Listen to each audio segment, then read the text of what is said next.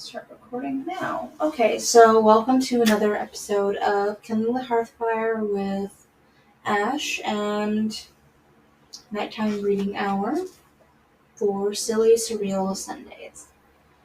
And we're going to be doing Chapter 10 of Alice in Wonderland, where we left off last time. Okay, and on Facebook Live. Must be in broadcast. Nope. And invite several people that might actually pop in. They haven't yet.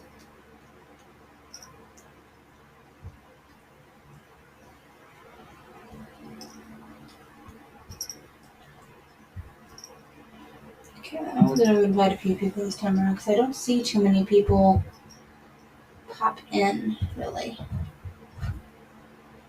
And let's put this. That'll do. Okay. Alright. I haven't brushed my hair this morning. Okay. So, Chapter 10 of the Lobster Quadrille. We got 2 more minutes to wait for people to pop in on the side of Facebook. So, I think everybody is alright this evening. I know it's starting a little bit late. I kind of slept through my alarm. For this, I took a nap and then I slept through my alarm, so that was fun. I got some sleep, and I probably won't be sleeping until early this morning because I have had already my sleep for today. If there was any logic to the amount of sleep that I actually get, that would be it. But just be ridiculous. Absolutely ridiculous. Oh my god, which is that I got from the Halloween store. Or was purchased for me at the Halloween store at the very least. That sparkly hat, but it didn't quite show up very well on the video, so there goes that. Very pretty one, but so it is now 8:10, so let's get started. Chapter 10. Everybody got their beverages ready and sitting down comfortably? Alright, let's begin. The Mock Turtle sighed deeply and drew the back of one flapper across his eyes. He looked at Alice and tried to speak. For a minute or two, sobs choked his voice. Same as if he had a bone in his throat, said the Griffin, and it set to work shaking him and punching him in the back. At last the Mock Turtle recovered his voice, and with tears running down his cheeks, he went on again. You may not have lived much under the sea. I haven't, said Alice, and perhaps you were never introduced to a lobster. Alice began to say, I once tasted, but checked herself hastily and said, no, never. So you can have no idea what a delightful thing a lobster quadrille is. No, indeed, said Alice. What sort of dance is it? Why, said the Griffin, you first form into a line along the seashore. 2 lines, cried the Mock Turtle. Seals, turtles, salmon, and so on. Then, when you've cleared all the jellyfish out of the way... That generally takes some time, interrupted the Griffin. You advance twice, each with a lobster as a partner, cried the Griffin. Of course, the Mock Turtle said. Advance twice, set as partners, change lobsters, and retire in the same order. Then, you know, the Mock Turtle went on, you throw the lobsters, shouted the Griffin, with a bound into the air, as far into the sea as you can. Swim after them, screamed the Griffin. Turn a somersault in the sea, cried the Mock Turtle, capering wildly about. Change lobsters again, yelled the Griffin at the top of his voice. Back to land again, and then all the first figure, said the Mock Turtle. suddenly dropping his voice. And the two creatures, who had been jumping about like mad things all this time, sat down again very sadly and quietly, and looked at Alice. "It must be a very pretty dance," said Alice timidly. "Would you like to see a little bit of it?" said the Mock Turtle. "Very much indeed," said Alice. "Come, let's try the first figure," said the Mock Turtle to the Gryphon. "We can do without lobsters, you know. Which shall sing?" "Oh, you sing," said the Gryphon. "I've forgotten the words." So they began solemnly dancing around and around Alice, every now and then treading on her toes when they passed too close, waving their forepaws to mark the time, while the Mock Turtle sang this very slowly and sadly. "Will you walk a little faster?" said a whiting to a snail. "There's a porpoise close behind us, and he's treading on my tail. See how eagerly the lobsters and the turtles all advance. They are waiting on the shingle. Will you come and join the dance? Will you, won't you, will you, won't you, will you join the dance? Will you, won't you, will you, won't you join the dance?" You can really have no notion how delightful it will be when they take us up and throw us, with the lobsters out to sea. But the snail replied too far, and gave the look askance. Said he thanked the whiting kindly, but he would not join the dance. Would not, could not, would not, could not, would not join the dance. Would not, could not, would not, could not, would not, could not join the dance. "What matters it how far we go?" his scaly friend replied. "There is another shore, you know, upon the other side. The further off from England, the nearer is to France. Then turn not pale, beloved snail, but come and join the dance. Will you, won't you, will you, won't you, will you join the dance? Will you, won't you, will you, won't you join the dance?" "Thank you, it's a very interesting dance to watch," said Alice, feeling very glad it was over at last. "And I do so like the curious song about the whiting." "Oh, as to the whiting," said the Mock Turtle, you've seen them, of course." "Yes, I've often seen them at—" She checked herself hastily. "I don't know where Din may be," said the Mock Turtle, "but you've seen them so often. Of course you know what they're like." "I believe so. They have their tails in their mouths, and they're all over crumbs." "You're wrong about the crumbs," said the Mock Turtle. "Crumbs would all wash off in the sea, but they have their tails in their mouths. And the reason is—" Here the Mock Turtle yawned and shut his eyes. "Tell her about the reason and all that," he said to the Gryphon. "The reason is," said the Gryphon, "that they would go with the lobsters to the dance, so they get thrown out to sea. So they had to fall a long way.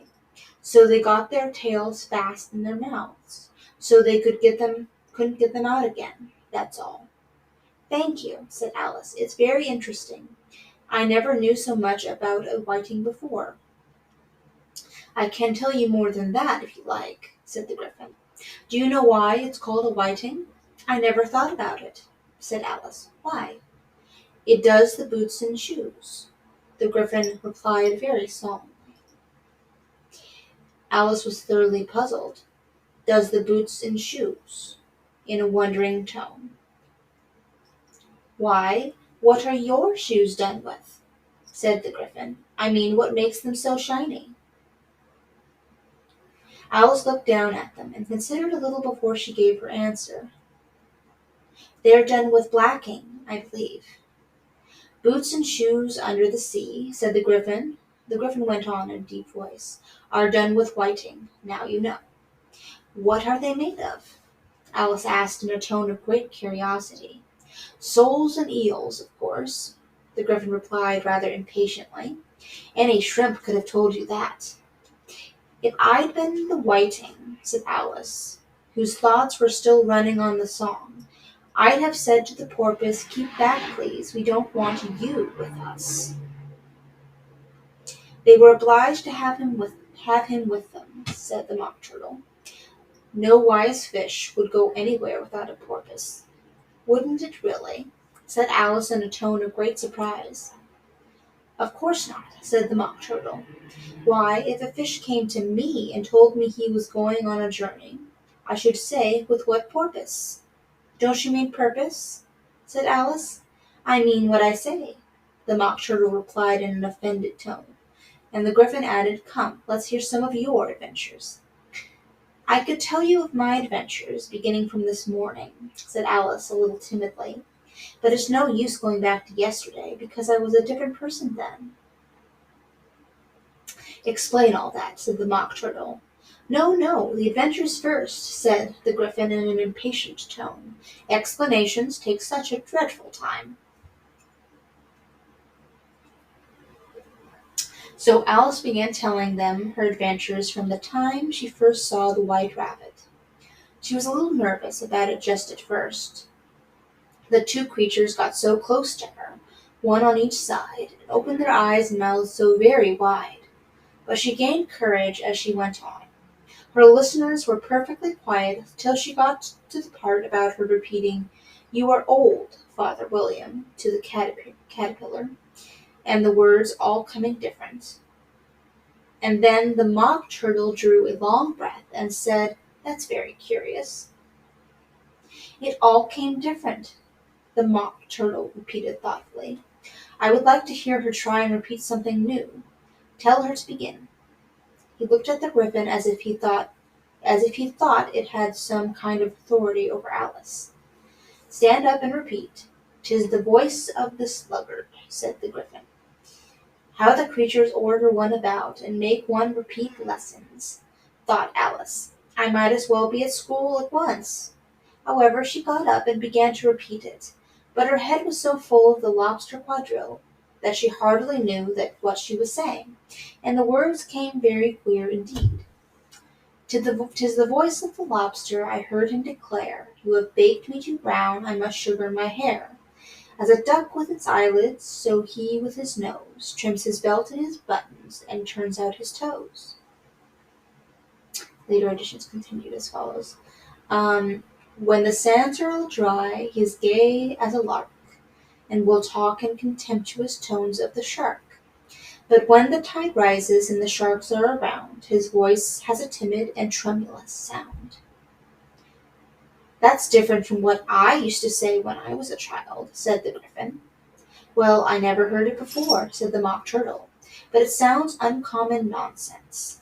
Alice said nothing. She had sat down with her face in her hands, wondering if anything would ever happen in a natural way again. I would like to have it explained, said the Mock Turtle. She can't explain it, said the Gryphon hastily. Go on with the next verse.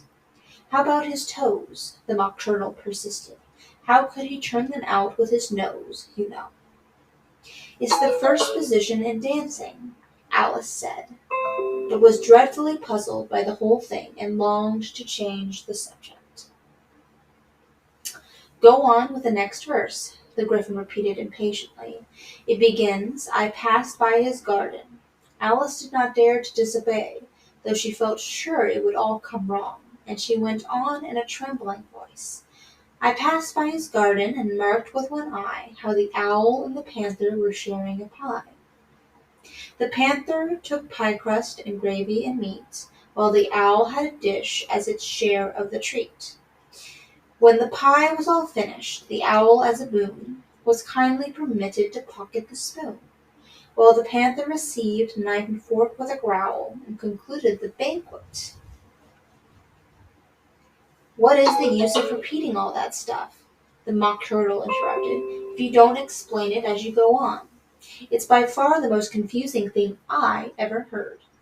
Yes, I think you'd better leave off, said the Gryphon, and Alice was only too glad to do so. Shall we try another figure of the Lobster Quadrille? The Gryphon went on, or would you like the Mock Turtle to sing you a song? Oh, a song, please, if the Mock Turtle would be so kind, Alice replied, so eagerly that the Gryphon said in rather offended tone, no accounting her taste. Sing her turtle soup, will you, old fellow? The Mock Turtle sighed deeply, and began, in a voice sometimes choked with sobs, to sing this. Beautiful soup, so rich and green, waiting in a hot tureen. Who for such dainties would not stoop? Soup of the evening, beautiful soup. Soup of the evening, beautiful soup. Beautiful soup, beautiful soup. Soup of the evening, beautiful, beautiful soup. Beautiful soup, who cares for fish, game, or any other dish? Who would not give all else for two pennyworth only of beautiful soup? Pennyworth only of beautiful soup. Beautiful soup, beautiful soup. Soup of the evening, beautiful, beautiful soup. Chorus again, cried the Gryphon, and the Mock Turtle had just began to repeat it, when a cry of "The trial's beginning" was heard in the distance. Come on, cried the Gryphon. Taking Alice by the hand, it hurried off, without waiting for the end of the song. What trial is it? Alice panted as she ran, but the Gryphon only answered, Come on, and ran the faster, while more and more faintly came, carried on the breeze that followed him, the melancholy words, Soup of the evening, beautiful, beautiful soup. So that's the end of chapter 10 of Alice in Wonderland for Silly Surreal Sunday. Thank you all for popping in, and I hope everyone has a lovely evening. And we'll be seeing you tomorrow, same time, maybe a little bit earlier, for Mystery Monday with Sherlock Holmes and the Hound of the Baskervilles, the next chapter of that. So, see you all later, and have a good evening.